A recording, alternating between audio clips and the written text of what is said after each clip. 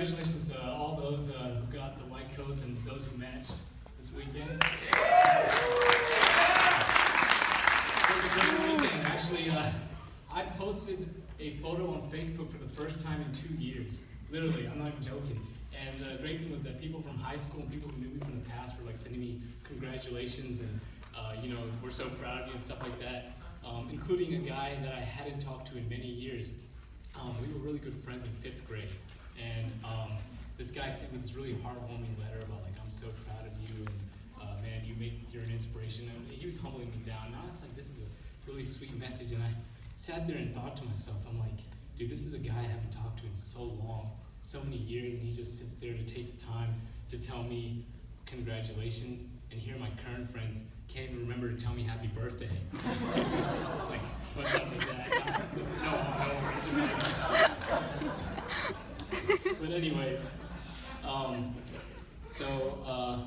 expose them below. So it's been about 2 months now into Donald Trump's presidency. The good news is that I have not been deported yet. Okay? I'm still here. Nobody in my family has been deported yet. Okay, so that's really good. It's so crazy. People were literally like asking when he got elected. They were like, "Oh, Bilal, are you afraid now?" And I'm like, why should I be afraid? And they're like, your citizenship, your green card, is that like in jeopardy? And I'm like, guys, I was born here. What the hell are you talking about? If there's anybody supposed to be afraid, it should be the both of us, not just me. Don't leave me alone on this.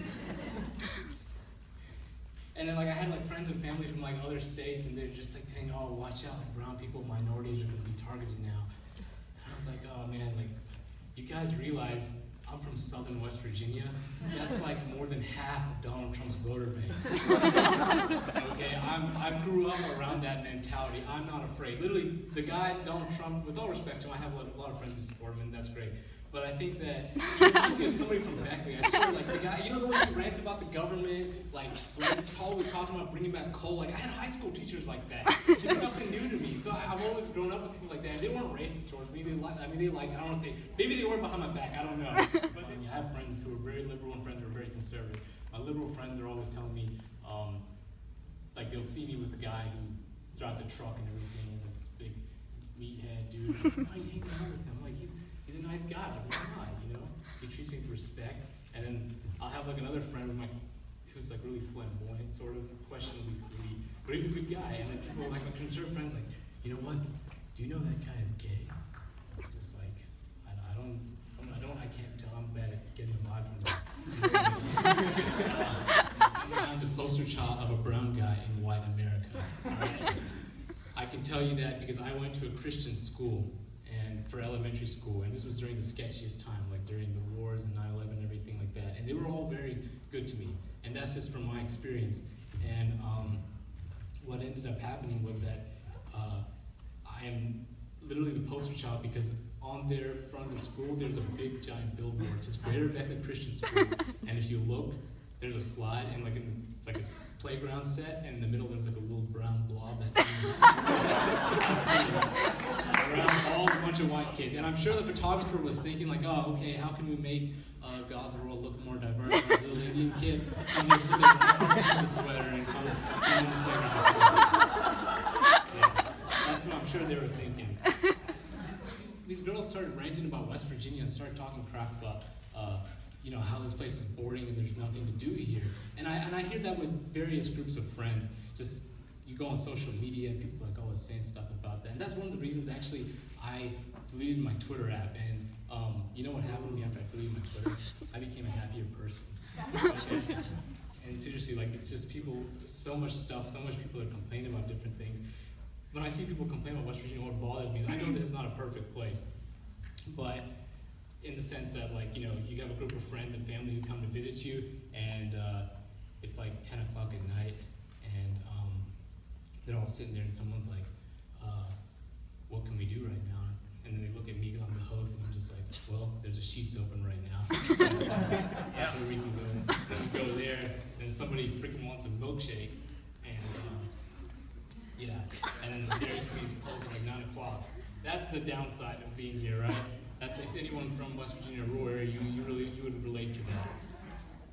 But pretty much going on from there, people who ran about West Virginia and stuff like that, you see these people say all this stuff and talk about how there's nothing to do, and they're like in high school, they're like, oh, I'm gonna leave this state, and then you see them at WVU.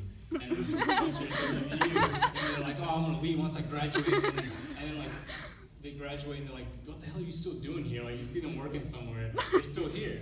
Like, I'm just confused by that. And then all of a sudden, football season starts and the atmosphere changes, okay? Like, you see these people at the tailgates, and then they're just like all like, you know, wearing blue and gold, and they're all happy and crazy about everything going on, and then they seem like they're really proud to be West Virginians suddenly today. And then at the end of the games, they're like in the lines, like holding hands. Once people win, they're like, oh, country roads, take me home. And it's like, what the hell, man? You're the same people like complaining about West Virginia a little while ago, and they go on Facebook and Instagram, and they're just like posting like hashtag Mountaineer Pride, hashtag WVU, hashtag I bleed blue and gold, and you're just like, you know what? I got a message for all you people who specifically do that. Y'all are fake to West Virginia. Yeah. Go in, below. Expose them. Yeah, exactly. I mean, I just think it's like you're always complaining about West Virginia, and then here you are, like, suddenly you're just like a fan once we get national attention, and I think that's like crazy. It's ridiculous. Reminds me back in college, we had an ecology class, and a group of us, like, we thought we'd make our thing outdoor themed, and so I was like, I'm in charge of the project, so I said, let's go meet at one of the parks. So one of the girls was like, oh, I love hiking, like I love the outdoors, like, this is such a great idea, Bilal. I said, okay, good, that's right, I'm happy about this, let's go film this. It wasn't anything bad, trust me. I'm making some funny assumptions. So this girl comes, and like we go to the park, and we're waiting on her, and she like comes out of her car. She's like this blonde-haired girl, lots of makeup. She has like an orange glow tan, and she's wearing like a tight sweatshirt and yoga pants, and she has like a Starbucks like venti iced latte, and she's wearing flip-flops. And we're ready to go hiking down the river, and I was like, ladies and gentlemen, I said, this is the whitest girl I've ever met. And if there's anybody ever comes down to Beckley,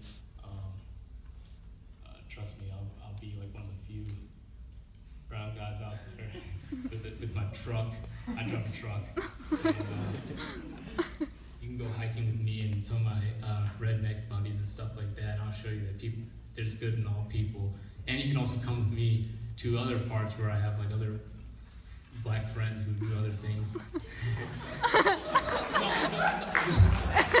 assumptions. But, by the way, I do not smoke pot. Anybody? just to put that out there. But I've been around people who smoke pot. They're great people. Yeah, like it's like funny because I see stuff on.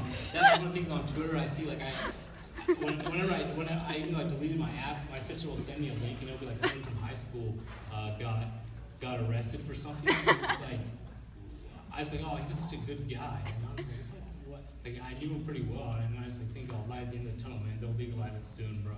And it's just like that's the end of the story there. But that's the end of it. But anyways, guys, thank you so much.